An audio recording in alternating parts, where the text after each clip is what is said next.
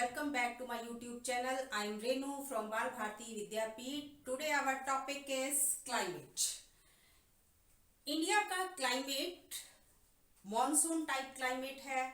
India के climate को समझने के लिए सबसे पहले हमें डिफरेंस समझना पड़ेगा वेदर एंड क्लाइमेट के बीच में, बिकॉज स्टूडेंट्स जो हैं ज़्यादातर यही समझते हैं कि वेदर और क्लाइमेट जो है वो सेम चीज़ है, but there is major difference between climate and weather.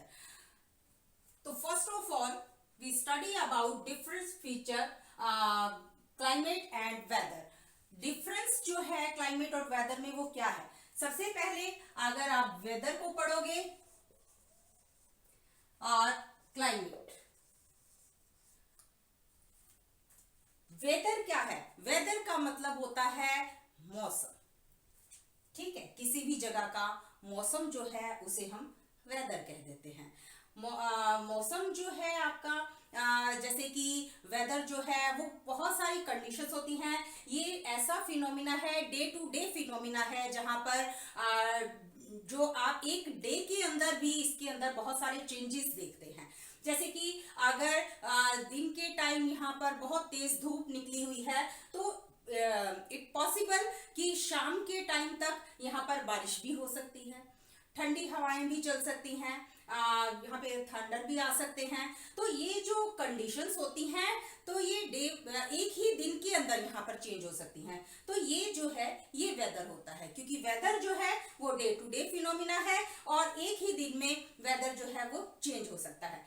लेकिन क्लाइमेट हम किसे कहते हैं? क्लाइमेट होता है sum total of weather conditions. जितनी भी वेदर कंडीशंस है, जैसे कि ये एक वेदर है, दो वेदर, तीन, चार, पांच, जितने भी वेदर कंडीशंस हैं उनको जब सम करके, उनका टोटल करके जब हम एक ही एरिया के अंदर टोटल कर लेते हैं कि ये एरिया जो है, तब हम ये नहीं कहते कि वहां का वेदर ऐसा है, तब हम क्या कहते हैं? वहां का क्लाइमेट ऐसा है। क्योंकि जितनी भी वेदर कंडीशंस हैं हमने उनका टोटल करके उस एरिया को उस क्लाइमेट का नाम दे दिया, ठीक है। जैसे कि अगर हम इंडिया की बात करते हैं तो इंडिया में कैसा क्लाइमेट है? इंडिया में मॉनसून टाइप क्लाइमेट है। मॉनसून टाइप क्लाइमेट का मतलब ये नहीं है कि सारा साल बारिश ही होती रहती है वहां पर, ठीक है। तो मॉनसून टाइप कहने का मतलब है कि monsoon derive the Arabian word मौसम, ठीक है। मौसम से डिराइव हुआ है जिसका मतलब होता है मॉनसून, रेन होना। अब यहाँ पर ये है कंटिन्यूसली जब हम देखते हैं तो यहाँ पर रेनफॉल की वेरिएशंस मिलती हैं, इंडिया के अंदर रेनफॉल होती रहती है, ठीक है। तो हमने उसके क्लाइमेट को कैसा देख लिया? ड्राई क्लाइमेट नहीं रहेगा क्योंकि वहां पे रेनफॉल होती रहती है, तो ये ड्राई क्लाइमेट नहीं है। अब हमेशा साल भर जो है वहां पर लार्ज एरिया के अंदर, लार्ज टाइम पीरियड के अंदर हमने काउंट किया कि वहां पर हमेशा जो है बर्फबारी नहीं होती, वहां पे सर्दी नहीं बनी रहती, गर्मी भी आती है, सर्दी भी आती है, कई मौसम यहाँ पे बनते हैं, कई सीजन बनते हैं। तो इसीलिए हम इसके क्लाइमेट को क्या नाम देते हैं? मॉनसून टाइप ऑफ क्लाइमेट, ठीक है। तो वेदर और क्लाइमेट में डिफरेंस समझ में आ गया आपको? वेदर क्या होता है? डे टू डे फिनोमिना होता है, और क्लाइमेट क्या होता है? सम टोटल ऑफ मैनी वेदर्स, ठीक है। वेदर्स के जब सम टोटल कर देते हैं तो हम उन वेदर कंडीशंस को मिक्स करके जब काउंट करते हैं तो वो वहां का क्लाइमेट कहलाता है। Now we discuss about India's climate. India's climate जब, जैसे कि मैंने आपको बताया, कैसा क्लाइमेट है? Monsoon type of climate. तो यहाँ पर मॉनसून जो है वो डिराइव हुआ है अरेबियन वर्ड से, जिसे हम मौसम कहते हैं, ठीक है। तो यहाँ पर जो मॉनसून टाइप ऑफ क्लाइमेट है, अब वो कैसे हुआ? जैसे कि हमने कंटिन्यूसली यहाँ पर देख लिया, यहाँ पे सीजन्स बनते हैं। तो सीजन्स कैसे बनते हैं? जैसे कि हमने देख लिया कि कुछ मंथ है, जैसे कि यहाँ पे मार्च से लेकर जो जुलाई तक का मंथ है या जून तक का आप लगा सकते हो, तो वहां पर गर्मी रहती है, ठीक है। तो इसमें इसको हमने क्या नाम दे दिया? इसको हमने समर का नाम दे दिया कि इन दिनों में गर्मी रहती है, तो ये समर सीजन हो गया। उसके बाद जो आपका जुलाई से लेकर अगस्त तक, अक्टूबर तक जो है कैसा रहता है? सितंबर अक्टूबर तक यहाँ पे रेनफॉल होती रहती है। ये नहीं है कि कंटिन्यूसली रेनफॉल होती है, बट वो मंथ जो है वो रेनफॉल के मंथ ही कहे जाते हैं। अब ऐसा नहीं है कि रेनफॉल के मंथ में कई बार ऐसे होता है कि बारिश के टाइम पीरियड में भी बारिश नहीं होती है, ठीक है, लेकिन जो हमने डे टू डे उसको काउंट किया है वहां हमेशा ये जो मंथ्स हैं इन मंथ्स के अंदर ही रेनफॉल होती है, वहीं पे वो विंड्स जो है वो मॉइस्चर लेकर आती हैं और रेनफॉल करती हैं। तो ये मंथ जो है इनको हमने किस सीजन का नाम दे दिया, विंटर सीजन का नाम दे दिया।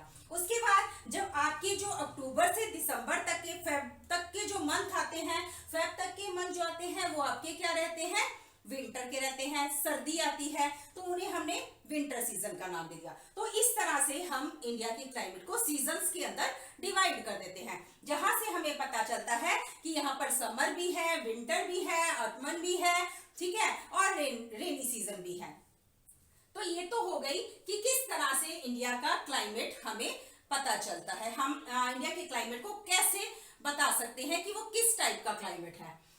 उसके बाद अब ये जो क्लाइमेट है उस क्लाइमेट को कंट्रोल कौन करता है, कैसे कंट्रोल किया जाता है, क्या फैक्टर्स हैं जो वहां पर काम करते हैं, कौन से एलिमेंट्स हैं।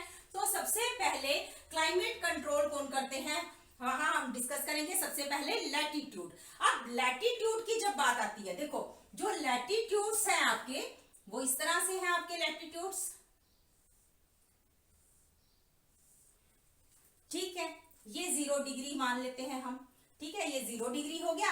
अब यहाँ पर लैटिट्यूडनल अगर कंडीशन देखें तो हमारा इंडिया जो है यहाँ पर वेरी करता है, यहाँ पर रहता है, यहाँ पर है लोकेटेड, ठीक है, उसकी लोकेशन जो है यहाँ पर है, ठीक है। तो अब यहाँ पर हम इसकी लैटिट्यूडनल अगर कंडीशन देखें तो 8 डिग्री टू 37 डिग्री तक इसका जो हमारा लैटिट्यूडनल एक्सटेंड जो है वो हम फर्स्ट चैप्टर लोकेशन वाले में कर चुके हैं, वहां आप देख सकते हो। तो उसमें हमने देखा कि इसका लैटिट्यूडनल जो कंडीशन है या उसकी जो यहाँ पर जहां पर ये स्थित है उसे हम देख सकते हैं कि वो किस लैटिट्यूड पर वेरी करता है। तो आप लैटिट्यूडनल अगर कंडीशन आप देखते हैं तो उसमें क्या होता है कि लैटिट्यूड आप देख रहे हो कि ये 0 डिग्री, तो 0 डिग्री इक्वेटर है। अब इक्वेटर के पास जो है आपको पता है कि सबसे ज्यादा गर्म एरिया है, सबसे ज्यादा गर्मी यहाँ पर होती है।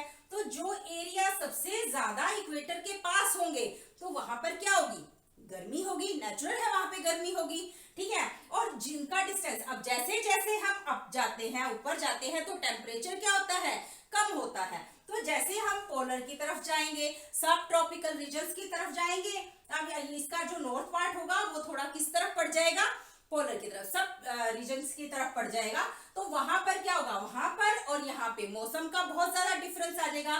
क्यों आ जाएगा, क्योंकि ये इक्वेटर के पास पड़ते हैं और जो इक्वेटर के पास पड़ते हैं वहां पे गर्मी जो है ज्यादा होगी, और जो इक्वेटर से दूर जाकर पड़ेंगे वहां पर क्या होगा, मौसम ठंडा होगा, ठीक होगा, उतनी गर्मी नहीं होगी जो इक्वेटर पर होगी, ठीक है, क्लियर हो गया। नेक्स्ट यहाँ पे करेंगे हम एल्टीट्यूड्स। एल्टीट्यूड्स का मतलब क्या होता है, ऊंचाई, ठीक है, हाइट जब हम बात करते हैं। अब यहाँ पर क्या है, हाइट की बात आती है तो जैसे कि आप माउंटेन की बात कर लो, यहाँ पे माउंटेन्स है, ठीक है, और ये जो एरिया है ये प्लेट्यू एरियाज हैं, यहाँ पे है जो वो बिल्कुल प्लेन एरिया हो गए, जमीन के एरिया हो गए, सरफेस के एरिया हो गए। अब यहाँ पर क्या है, देखो जो ये एरिया है यहाँ पर आपको पता है सरफेस पे टेम्परेचर क्या होगा, हाई प्रेशर होगा, ठीक है, हाई टेम्परेचर होगा यहाँ पर।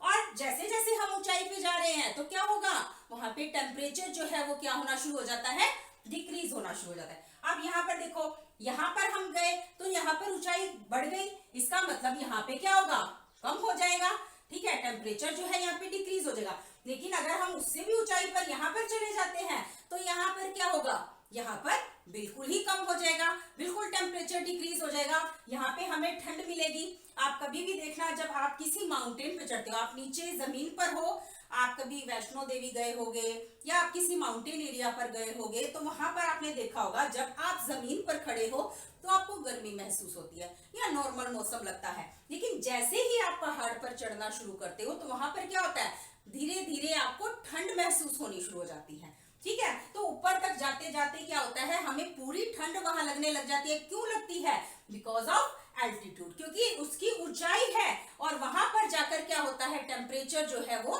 डिक्रीज होना शुरू हो जाता है, जिसकी वजह से हमें वहां पे ठंड महसूस होती है। तो ये सेकंड चीज हो गई जो क्लाइमेट को कंट्रोल करती है। अभी हम इसको रिलेट करेंगे कि इंडिया के क्लाइमेट को कैसे कंट्रोल करते हैं। उसके बाद है प्रेशर एंड विंड्स। जो प्रेशर है वो यहाँ पे बहुत वर्क करता है, इसमें कॉरियोलिस फोर्स है वो लगती है, और विंड्स जो चलती हैं, विंड्स की डायरेक्शन, अब विंड्स जो है देखो, ये नॉर्थ हो गया, ये आपका साउथ हो गया, ये ईस्ट हो गया और ये वेस्ट हो गया। अब डायरेक्शंस क्या रहती हैं समर के अंदर, यहाँ पर क्या होता है आपकी इस तरह से जो है विंड्स चलती हैं, एंटर करती हैं, ठीक है, और यहां से लौटते टाइम आपकी इस तरह से एंटर करती हैं। अब ये जो है इसको आप देखो, इसकी पोजीशन देखो आप, ये क्या है, जहां से चली है आपने वो देखना है, यहां से चली है तो ये साउथ वेस्ट हो गई, साउथ वेस्टर्लीज हो गई, तो ये विंड्स यहां से जा रही हैं, ठीक है। उसके बाद ये विंड्स की डायरेक्शन देखो, ये कौन सी हो गई आपकी, ये ईस्ट की तरफ से जा रही हैं। आपने टेल से देखना है, टेल से देखना है, जिस साइड टेल है आपने वहीं से तो चलेगी, तो यहां से ये कौन सी हो गई, ईस्टर्लीज हो गई। अब ये डायरेक्शन यहाँ पे फाइनल करती है कि आपकी वेदर कंडीशन वहां पर क्या रहेगी, वहां का क्लाइमेट कैसा होगा, क्योंकि जितनी विंड्स आपकी यहाँ पर जाएंगी वो विंड्स वहां को वहां के एरिया को, वहां के मौसम को जो है वो कंट्रोल करती हैं, ठीक है। अब वहां पे वेरिएशंस लाती हैं, जैसे कि आपके यहाँ पे अगर हम देखें, ये इंडिया के अंदर देखें तो यहाँ पर क्या है, ये वेस्टर्न घाट है। अब यहां से जो चलेंगी तो क्या होगा, अब ये माउंटेन है, वेस्टर्न घाट क्या है हमारा, माउंटेन है। मैंने बताया था इंडिया के अंदर लॉन्गेस्ट माउंटेन कौन सा है, वेस्टर्न घाट। तो ये जो है यहाँ पे माउंटेन में हमने क्या किया था कि माउंटेन के अंदर ये माउंटेन है तो यहाँ से अपवर्ड होती है विंड्स, ठीक है, यहाँ पे कंडेंसेशन का प्रोसीजर होता है और यहाँ पे रेनफॉल हो जाती है, ठीक है। उसके बाद क्या होता है, ये लीवार्ड एरिया है, यहाँ से हवाएं जो है, जो बाकी की हॉट विंड्स रह गई हैं वो यहाँ से निकल जाती हैं, ठीक है। अब इस एरिया में तो रेनफॉल हो गई, लेकिन यहाँ पे जो प्लेट्यूज है, यहाँ पे जो प्लेट्यूज एरिया है वहां तक जाते जाते क्या होगा, इनमें जो है मॉइस्चर कम हो जाता है, तो यहाँ पर जो है रेनफॉल ना के बराबर होती है, इसीलिए ये क्या है, ये ड्राई एरिया होते हैं, ठीक है। ये कैसे होते हैं, ड्राई एरिया, एरिड एरिया होते हैं, और यहाँ पे एरिड वेजिटेशन जो है मिलती है। नेक्स्ट आपका क्या है यहाँ पे, डिस्टेंस फ्रॉम सी। अब जो एरिया सी से दूर है या नजदीक है उनमें क्या फर्क रहता है, देखो जो एरिया आपके यहाँ पे ओशियन से या सी से दूरी पर होते हैं वहां पर क्या होता है, वहां के क्लाइमेट में और जो नजदीक होते हैं उसके क्लाइमेट में बहुत ज्यादा फर्क होता है। आपने मुंबई या गोवा का एरिया देखा होगा, ठीक है, यहाँ जो मुंबई का, गोवा का, हैदराबाद आप लगा लो, यहाँ तक के जो एरिया है वहां पर क्या होता है, यहाँ पे फर्स्ट वीक के अंदर जो है रेनफॉल जो है वो हो जाती है, लेकिन जो हमारे जो इंटरनल पार्ट है लाइक दिल्ली है, आगरा है, यहाँ पे तो यहाँ पर क्या होता है, इन एरियाज में जो रेनफॉल होती है वो सेकंड वीक में स्टार्ट होती है। क्यों होता है ऐसा, यहाँ पर ऐसा इसलिए होता है क्योंकि जो भी विंड्स यहाँ से चलती हैं वो पहले यहाँ पर रेनफॉल कर देती हैं, और बाकी जो नमी उनके अंदर जो मॉइस्चर बचा होता है वो यहाँ तक जाते उनको टाइम लगता है, जिसकी वजह से उसमें रेनफॉल के टाइम पीरियड में डिफरेंस आ जाता है। अब यहाँ पर क्या है, देखो यहाँ पर तो सी है, अब सी है तो यहाँ पर क्या हमने क्या पढ़ा हुआ है प्रॉपर्टी के अंदर कि जो आपकी लैंड है, लैंड मासेस है, लैंड मासेस है वो क्या होती हैं,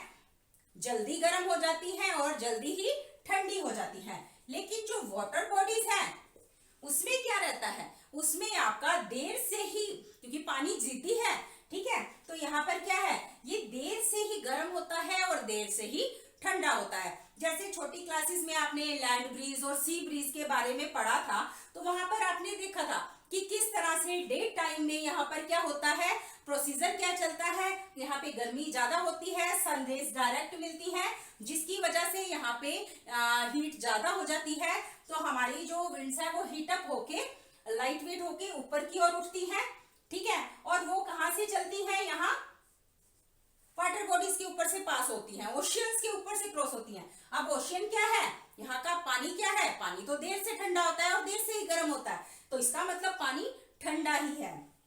तो यहां से पास होंगी, यहां से जब जाएंगी तो क्या होगा, यहां से जाएंगी तो कैसी होंगी, ठंडी होंगी। तो ये क्या होंगी, इनको सी ब्रीज बोला जाता है।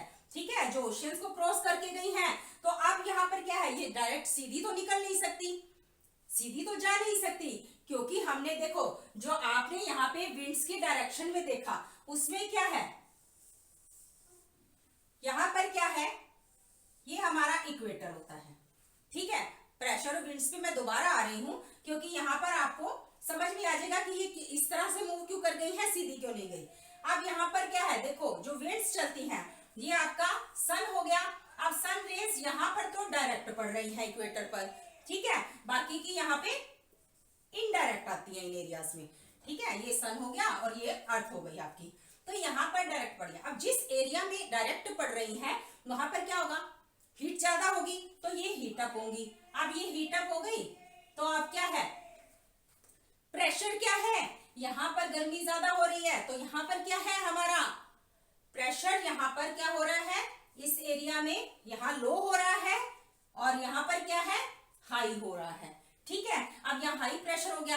अब क्या हो गया, यहाँ से ये हीटअप होके हल्की होके ऊपर की ओर मूव करेंगी, यहाँ पे मूव कर गई। ठीक है, अब मूव कर गई, अब ये बाहर तो निकल नहीं सकती, एटमॉस्फेयर से रहेंगी तो अर्थ पे ही, एटमॉस्फेयर को क्रॉस करके तो कहीं और नहीं चली जाएंगी। ठीक है, तो अब यहाँ पर क्या होगा, तो ये टिल्ट होनी शुरू हो जाती है, मूव कर जाती है यहाँ से। अब मूव कैसे करेंगी, देखो हमने पढ़ा है जो विंड्स है वो हाई प्रेशर से कहा जाती है, लो प्रेशर की ओर मूव करती है। हमेशा विंड्स की डायरेक्शन जो रहेगी वो high pressure to low pressure रहेगी। तो अब यहाँ पे लो प्रेशर मिल रहा है इनको, यहाँ हाई प्रेशर है, तो हाई प्रेशर से किसके अंदर मूव करेंगी, यहाँ पे लो प्रेशर की ओर मूव करेंगी। अब यहाँ पर देखो प्रेशर की वजह से ही ये क्या होती है, टिल्ट होती हैं। आपकी विंड्स जो है वो इस तरह से टिल्ट हो जाती है, वो ऐसे डायरेक्ट सीधी नहीं पड़ती बिल्कुल, और ना ही यहाँ से सीधी होती हैं, यहाँ से भी चलेंगी वो इस तरह से टिल्ट हो जाएंगी, मूव कर जाएंगी। ठीक है, तो ये विंड्स और प्रेशर जो है वो किस तरह से वर्क करता है। इसी तरह से वापिस आते हैं हम यहाँ पे, तो यही डायरेक्शंस, यही विंड्स के चलने की कंडीशंस जो है वो यहाँ पर रहती हैं। इसी तरह से नाइट टाइम में क्या होता है, जो ओशियंस जो है इसका पानी जो है वो देर से गर्म हुआ था, शाम तक गर्म हुआ। ठीक है, गर्म होते ही क्या हुआ, वहां पर रात हो गई, तो अब वो इतनी जल्दी तो ठंडा होने वाला नहीं है, तो अब यही प्रोसीजर सेम यहाँ पर चलेगा। अब यहाँ पे प्रेशर हाई हो जाएगा, तो क्या होगा, यहाँ से चलनी शुरू हो जाएंगी, यहाँ से चलनी शुरू हो जाएंगी, सॉरी यहाँ पे मूव करनी शुरू हो जाएंगी, तो ये लैंड की तरफ मूव कर जाएंगी, लैंड की तरफ मूव कर जाएंगी। अब यहाँ से मूव करेंगी तो ये डायरेक्शन इनकी इस तरह से, इनकी डायरेक्शन अपोजिट हो जाती है, तो ये लैंड से चलेंगी, तो इनको क्या कहा जाएगा, यहाँ पे लैंड ब्रीज कहा जाएगा। और ये कैसी होंगी, गर्म होंगी, हॉट होंगी। तो यहाँ पर हमने कर लिया। अब डिस्टेंस फ्रॉम सी जो है वो यहाँ पे वर्क करता है। जो एरिया यहाँ पर कोस्टल एरियाज होते हैं, जहां पर जो आपकी जितनी भी सिटीज होती हैं वहां पर मौसम जो है वो सेम रहता है, सिमिलर रहता है, ना ज्यादा गर्मी होती है ना ज्यादा सर्दी होती है। लेकिन यहाँ पर जो है, जो इंटरनल पार्ट्स होते हैं वहां पर वेरिएशन दिखती है। ठीक है, गर्मियों में बहुत ज्यादा गर्मी पड़ती है, सर्दियों में बहुत ज्यादा सर्दी पड़ती है, जैसे कि दिल्ली हो गया। ठीक है, तो ये फर्क पड़ता है यहाँ पर डिस्टेंस फ्रॉम सी। उसके बाद है distribution of land and water. तो distribution of land and water, जैसे जो लैंड एरियाज हैं, अब जो आपके ओशियंस के एरिया है, जो सी के पास के एरिया हैं, वहां पर देखो इस तरह जो नॉर्थ पार्ट है इंडिया का, ठीक है, ये हो गया आपका सदर्न पार्ट और यहाँ पर हो गया आपका नॉर्थ पार्ट। ठीक है, तो नॉर्थ पार्ट में यहाँ पर क्या है, ये जो एरिया है, ये इंटरनल जो एरियाज है ना, ये तो सारे लैंड एरियाज हैं। तो यहाँ पर क्या है, यहाँ पर बहुत ज्यादा फर्क पड़ेगा। वही चीज जो लैंड ब्रीज और सी ब्रीज के अंदर देखी है। ठीक है, तो ये जल्दी ही गर्म होंगी और जल्दी ही ठंडी होंगी। लाइक राजस्थान, राजस्थान में क्या है, सैंडी है, वहां पर सैंड होती है। तो सैंड जो है उसकी प्रॉपर्टी ऐसी है कि वो बहुत जल्दी गर्म और बहुत जल्दी ठंडी हो जाती है। ठीक है। अब जैसे कि राजस्थान की बात करें तो वहां पर क्या है, दिन के टाइम जो टेम्परेचर है वो 48 टू 50 डिग्री सेल्सियस तक रहता है। लेकिन यही बात अगर जम्मू कश्मीर के एरिया की बात करें, वहां पर बात करें, तो यहाँ पर जो एरिया है जम्मू कश्मीर का, वहां पर क्या है, वहां पर टेम्परेचर जो है वो कैसा रहेगा, वो temperature 22 degree Celsius, 22 degree Celsius, और यहाँ पर कितना है 48 डिग्री टू 50 डिग्री सेल्सियस तक। ठीक है, तो बहुत ज्यादा डिफरेंस यहाँ पर आ जाता है। अब उसके बाद जो आपके एरियाज जो सी के पास है, जो लैंड प्रॉपर्टीज के पास है, उसमें भी बहुत सारा डिफरेंस देखने को मिलता है। वो कैसे होगा, जैसे जो जम्मू कश्मीर का कारगिल का एरिया है, ठीक है, अब नाइट की बात करें तो यहाँ पे -40 डिग्री टेम्परेचर होता है। ठीक है, और यही अगर तिरुवनंतपुरम की बात करें तो यहाँ पर कितना होगा, यहाँ पर 22 डिग्री सेल्सियस होगा। ठीक है, अब यहाँ पे और यहाँ पे बहुत डिफरेंस है क्योंकि ये नॉर्थ पार्ट है। ठीक है, और यहाँ पे पोलर जो एरिया है, ये बर्फ का एरिया है, यहाँ पे ठंडी हवाएं आती हैं, वो इसके अंदर एंटर करती हैं, जिसकी वजह से यहाँ पर ठंड जो है वो ज्यादा होती है, क्योंकि ये हिमालय से थोड़ा सा हटके, अभी करेंगे हिमालय के बारे में तो फिर बताऊंगी मैं आपको, थोड़ा हटके यहाँ पे थोड़ा सा पोलर विंड्स जो है वो एंटर कर जाती हैं, जिसकी वजह से ये एरिया जो है वो ज्यादा कोल्ड एरिया हो जाते हैं। ठीक है, तो ये डिफरेंस रहता है यहाँ पे डिस्ट्रीब्यूशन लैंड एंड वाटर के अंदर। फिर आ जाती है आपकी ओशियन करंट्स। ओशियन करंट्स क्या होती हैं, ओशियन करंट्स की ओशियंस के अंदर जब पानी मूव करता है, ठीक है, वो एक तो होता है कि आपका पानी ऊपर नीचे इस तरह से होता है। ठीक है, और वो वहीं पर होता रहता है, वो तो होती है वेव्स। लेकिन करंट्स क्या होती हैं, जब आपका वाटर जो है कंटिन्यूसली मूव करता रहता है, कंटिन्यूसली चलता रहता है। ठीक है, वो मूवमेंट चाहे इस तरह से हो, वो मूवमेंट चाहे ऐसे हो, क्योंकि इसके अंदर वेरिएशंस मिलती हैं, ये अपनी डायरेक्शंस को चेंज भी कर सकती हैं। तो ओशियन करंट्स जो होती हैं, अगर आप ओशियन करंट्स का फुल्ली उसको अच्छी तरह से समझना चाहते हो तो आप 11th क्लास की वीडियो देख सकते हो जो ओशियन करंट्स के बारे में है, उसमें आपको क्लियर समझ में आ जाएगा कि ओशियन करंट्स किस तरह से मूव करती हैं। अब ओशियन करंट्स जो है जैसे कि यहाँ पे अटलांटिक ओशियन की बात करें तो अटलांटिक ओशियन करंट्स का सबसे पहले एक चीज आपने ध्यान में रखनी है। देखो, जो एरिया ये 2 पार्ट्स के अंदर डिवाइड होते हैं, इक्वेटर हो गया आपका, ठीक है, इक्वेटर से जो ऊपर के एरिया होते हैं, यानी कि जो नदर्न हेमिस्फीयर है, वहां पे तो आपकी चलेंगी क्लॉकवाइज। ठीक है, वहां की आपकी चलेंगी क्लॉकवाइज। ठीक है, लेकिन जो सदर्न हेमिस्फीयर है, वहां पर जो करंट्स मूव करेंगी वो एंटी क्लॉकवाइज।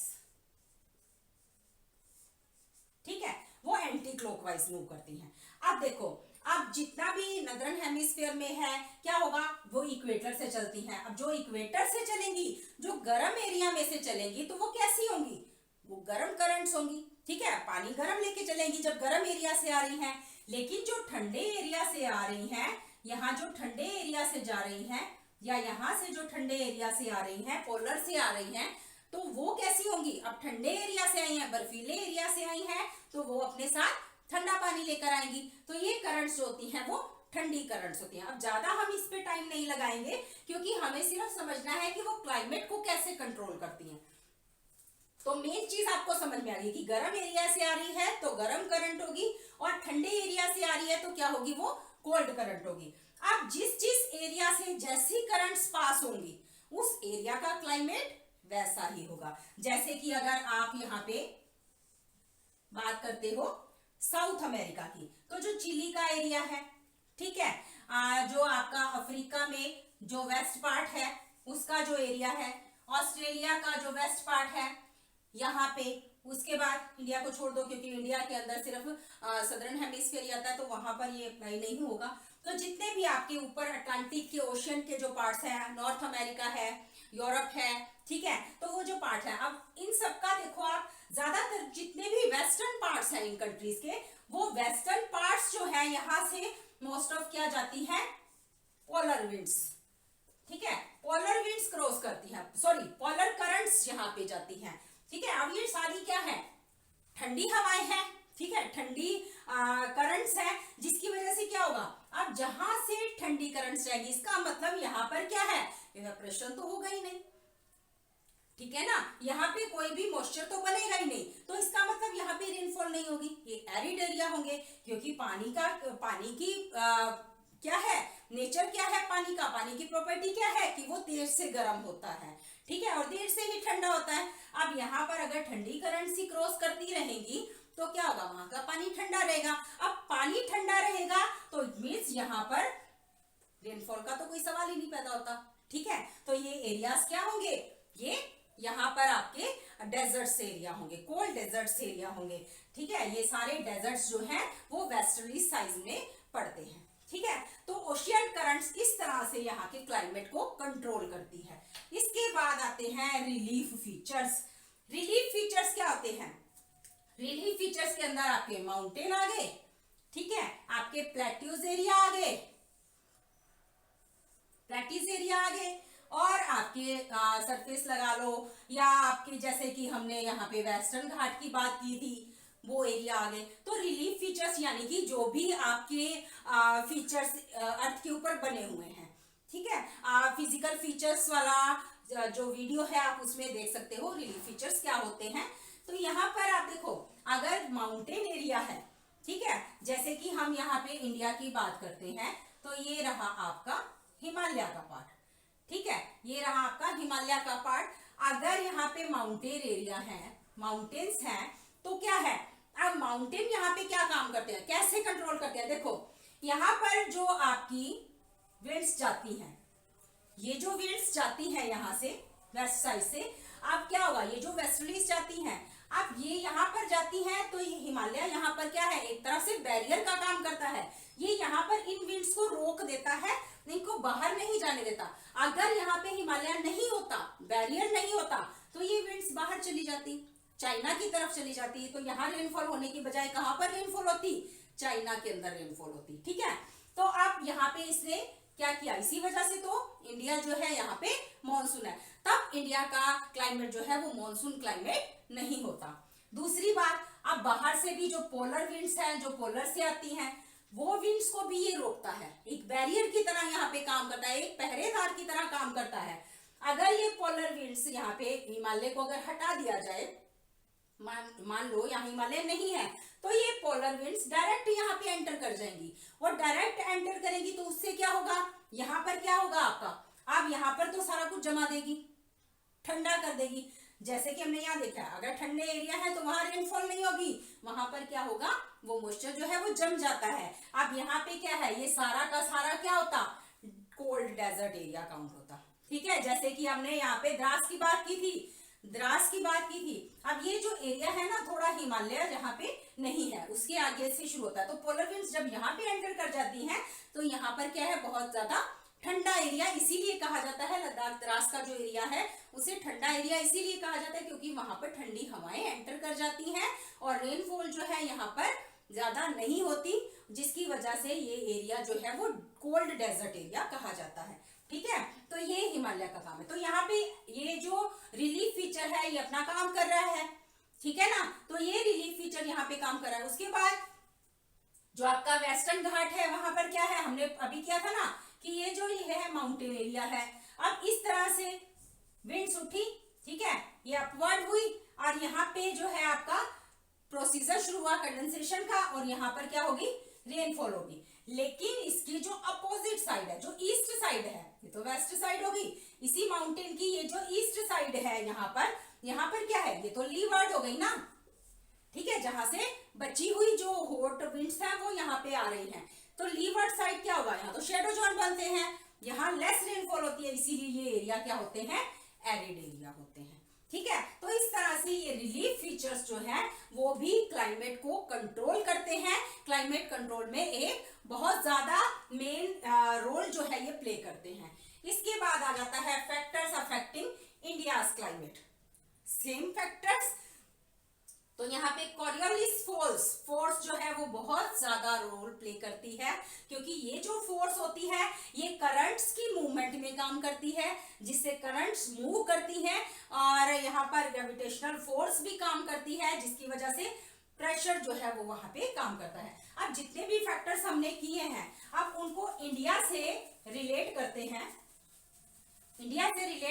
हमने विंड्स और प्रेशर की बात की थी, ठीक है। तो अब हमने वापस आते हैं हम यहाँ पे, देखो यहाँ पर क्या है, अब यहाँ पे जो विंड्स चलती हैं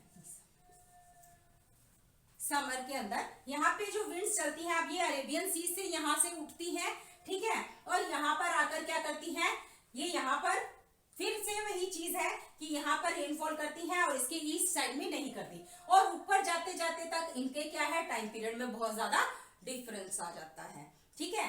और यहाँ पर विंटर की बात करें तो यहाँ पे रिट्रीटिंग जो मॉनसून होता है वो आता है, और देखो जो बाकी एरिया है वहां तो समर में होती है रेनफॉल, लेकिन जो तमिलनाडु का एरिया है वहां पर विंटर में रेनफॉल होती है, क्योंकि यहाँ पे रिट्रीटिंग मॉनसून जो है वो विंटर के अंदर आता है, ठीक है, जो बे ऑफ बंगाल में से उठता है।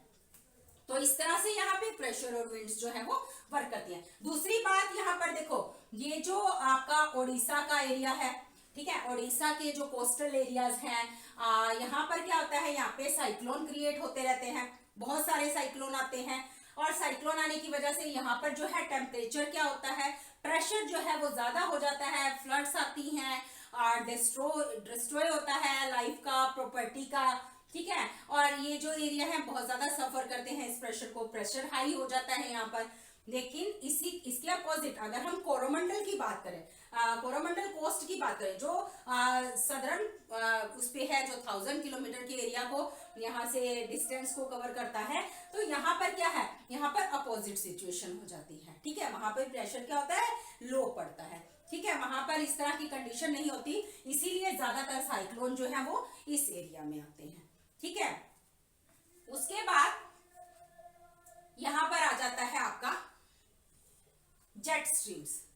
अब डिस्टेंस फ्रॉम सी, आप इन्हीं को दोबारा से रिलेट करना चाहते हो तो यहाँ लैटिट्यूड मैंने आपको बता दिया था कि इंडिया की जो लैटिट्यूडनल कंडीशन है वो क्या है, ठीक है। एल्टीट्यूड मैंने आपको बता दिया हिमालय का। अब जो एल्टीट्यूडनल अपर एरिया है, अब देखो यहाँ पे आगरा और आपका जो यहाँ पे आगरा है, और उसके बाद यहाँ पे आपका जो आसाम का जो एरिया है,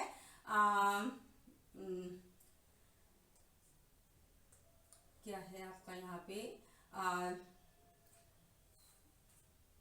जो आपकी यहाँ पे आसाम के अंदर जहाँ पे चाय के बागान हैं वहां पर एरिया माइंड से स्लिप हो गया है, तो यहाँ पे इस एरिया में आप असम के एरिया को ले लो, यहाँ पे मेघालय का जो एरिया है, तो यहाँ पे ये जो है एक ही लैटिट्यूड पे है, लेकिन यहाँ पर जो है एल्टीट्यूड का डिफरेंस आ जाता है, ये जो है वो हाइट पर पड़ जाते हैं, जिसकी वजह से यहाँ पर क्या होता है, यहाँ के और यहाँ के टेम्परेचर में बहुत ज्यादा डिफरेंस आ जाता है, ठीक है। अब अगर हम यहाँ अंडमान की बात करें, केरला की बात करें, कोस्टल एरियाज की बात करें, तो यहाँ पर क्या है, यहाँ पर जो रेनफॉल है वो कंटिन्यू होती है। उसके बाद यहाँ पर जो टेम्परेचर है उसमें ज्यादा से ज्यादा डे और नाइट के टेम्परेचर में 7 या 8 डिग्री का टेम्परेचर का फर्क पड़ता है।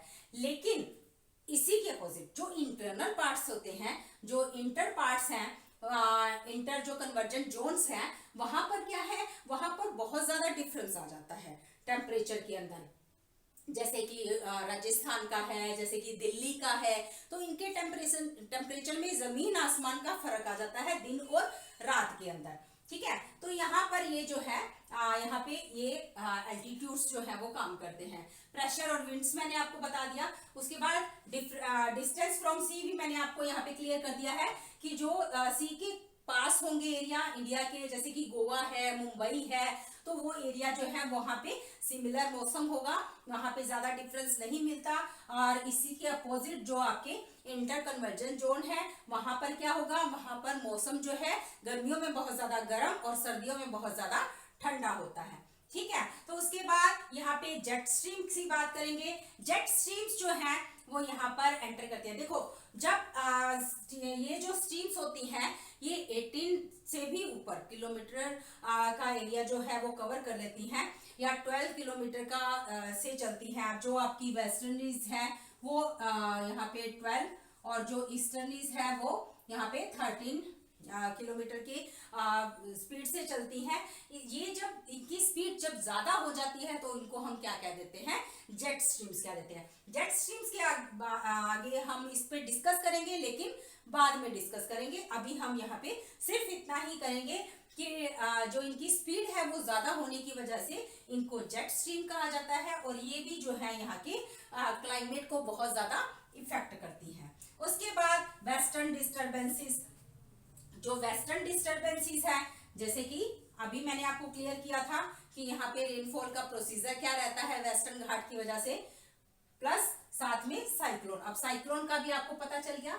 यहाँ पे जो कोस्टल एरियाज हैं, तो उड़ीसा के जो तट है वहां पर साइक्लोन ज्यादा आते हैं, ठीक है। तो प्रेशर जो होता है वो हाई से लो की तरफ जाता है, ठीक है।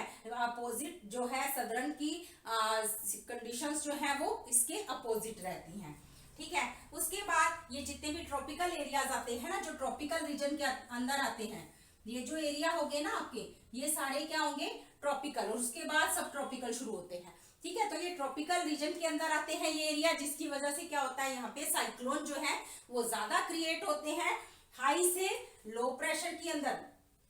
यहाँ पर क्या है आपका, ऊपर यहाँ पे आते हैं ना जब हम, तो हाई प्रेशर हो जाता है जो सब ट्रॉपिकल है।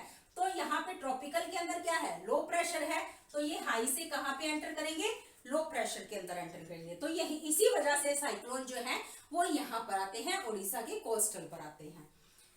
इसके बाद आपका जो mechanism of weather in summer season, ये तो हो गया आपका जो हमने वेस्टर्न डिस्टर्बेंसेस और जेट स्ट्रीम्स के बारे में किया है, ये विंटर का है, ये मैकेनिज्म ऑफ विंटर। लेकिन mechanism of weather in summer, summer के अंदर ये कैसे काम करता है, समर के अंदर जेट स्ट्रीम्स जो है इनकी कंडीशंस जो है इनकी जो डायरेक्शन है वो चेंज हो जाती है, ठीक है। डायरेक्शन चेंज हो जाती है, जिसकी वजह से क्या होता है, अब यहाँ पे देखो ये समर के अंदर है तो डायरेक्शंस यहाँ से होगी, ठीक है, और विंटर के अंदर डायरेक्शंस यहाँ से होंगी। तो यहाँ पे डायरेक्शंस चेंज हो जाती हैं। उसके बाद जो अपर एयर सर्कुलेशन, अब ये जो विंड्स हैं वो अपर एरिया में चलती हैं, ऊपर से चलती हैं। ये हम अब जब एलिनो लानिना करेंगे तो उसके अंदर हम डिस्कस करेंगे यहाँ पे। जैसे देखो जो एशिया के पार्ट्स हैं, ठीक है, जो आपका सेंट्रल एशिया है, वहां पर क्या है, जेट स्ट्रीम्स जो है वो चलती हैं,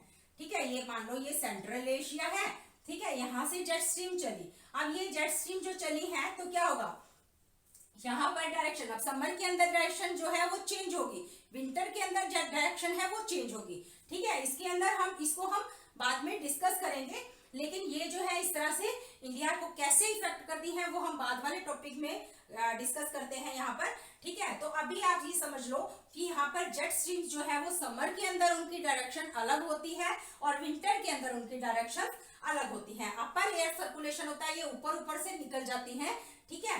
उसके बाद आपकी जो ईस्टर्ली जेट स्ट्रीम्स है और जो ट्रॉपिकल साइक्लोन्स है, ईस्टर्ली यानी कि जो ईस्ट साइड से चली हैं वो यहाँ पर क्या करती हैं, इसको काफी ज्यादा इफेक्ट करती हैं, ठीक है। जो यहाँ से ईस्ट की तरफ से आ रही है जेट स्ट्रीम वो इसको इफेक्ट करती है, और साथ ही साथ यहाँ पे जो ट्रॉपिकल साइक्लोन है वो यहाँ पे इसके क्लाइमेट को बहुत ज्यादा इफेक्ट डालते हैं। फिर आपका आ जाता है the nature of Indian monsoon. Indian monsoon का नेचर कैसा है, कैसा नेचर है, the onset and advance monsoon. इसका मॉनसून क्या है, बहुत ज्यादा एडवांस मॉनसून है, ठीक है, जिसके अकॉर्डिंग हमने यहाँ पे सीजन्स को डिवाइड किया है, किस तरह से सीजन्स जो है वो बनते हैं। अब एडवांस कहने का मतलब क्या है कि यहाँ पर बहुत जल्दी मॉनसून आता है, दूसरी कंट्रीज के अकॉर्डिंग इंडिया जो है वहां पे वो मॉनसून का बहुत ज्यादा मजा लेता है। यहाँ पे मॉनसून जो है वो बहुत जल्दी आता है और लगभग मॉनसून यहाँ पे बना रहता है।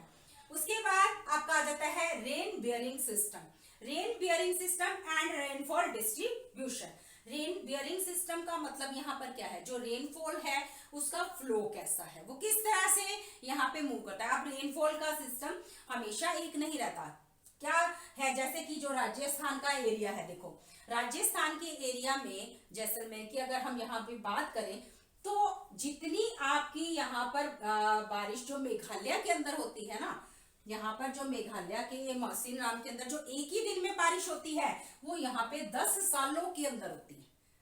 देख लो अब कितना बड़ा डिफरेंस है। जितनी बारिश यहाँ पर होती है, यहाँ पर हम द्रास की बात कर ले, लद्दाख की बात करें, तो इतने कम रेनफॉल वहां पर होती है। आप यहाँ पे मेघालय के अंदर अगर आप बात करें ना, तो यहाँ पे 1221 जो रेनफॉल है यहाँ पर होती है, ठीक है। लेकिन यहाँ पे जो द्रास के एरिया है, कारगिल के एरिया है, या जो राजस्थान के एरिया है, वहां पे बहुत ही लेस रेनफॉल यहाँ पर होती है। उसके बाद जो आपके वेस्टर्न घाट के एरियाज हैं, यहाँ पे भी रेनफॉल का प्रोसीजर जो है वेस्ट साइड में ज्यादा रेनफॉल होती है, लेकिन इसके अपोजिट ईस्ट साइड में रेनफॉल जो है वो लेस होती है, बहुत ज्यादा कम होती है, जिसकी वजह से क्या होता है यहाँ पर बहुत ज्यादा डिफरेंसेस आ जाते हैं। और रेनफॉल का डिस्ट्रीब्यूशन जो है वो सभी एरियाज में सिमिलर नहीं है, ठीक है। जैसे कि हमने अभी यहाँ पे बात की, अब यहाँ पे जितनी रेनफॉल केरला के अंदर होती है, ठीक है, वो इतनी जो है आपके इंटर जोन है वहां पर नहीं होती, ठीक है। अब रेनफॉल यहाँ अगर समर में हो रही है तो यहाँ पर कैसे हो रही है, विंटर के अंदर हो रही है। तो बहुत सारी वेरिएशंस यहाँ पर देखने को मिलती हैं, बहुत सारे डिस्ट्रीब्यूशन जो है रेनफॉल का वो अलग अलग वेरी करता है। यहाँ पर डिफरेंसेस बहुत ज्यादा देखने को मिलते हैं, जिसकी वजह से ये इंडिया के मॉनसून को इफेक्ट करते हैं और हमें इंडिया के मॉनसून का नेचर को बताते हैं। उसके बाद ब्रेक इन मॉनसून और retreat monsoon. Break in monsoon यानी कि मॉनसून जो है, अब यहाँ पे जो ब्रेक इन मॉनसून है वो आपका अरेबियन सी से डिराइव होता है, ठीक है। कब होता है, समर के अंदर होता है, लेकिन जो रिट्रीटिंग है वो बे ऑफ बंगाल से होता है, और कब होता है, ये विंटर के अंदर होता है, ठीक है। तो अभी तक हमने जो डिस्कस किया है, हमने क्लाइमेट और वेदर के अंदर डिफरेंस को डिस्कस किया है। उसके बाद क्लाइमेट कंट्रोल के जितने भी एलिमेंट्स थे, जितने भी फैक्टर्स हैं क्लाइमेट को कंट्रोल करने के लिए या क्लाइमेट को इफेक्ट करने वाले फैक्टर्स हैं, उनके बारे में हमने डिस्कस किया। उसके बाद यहाँ पे हमने इंडिया के मॉनसून के नेचर को भी डिस्कस कर लिया है। आई होप आपको ये क्लियर हो गया होगा, और नेक्स्ट टॉपिक हम कंटिन्यू करेंगे नेक्स्ट वीडियो के अंदर। Till then bye and take care. Like and subscribe the channel.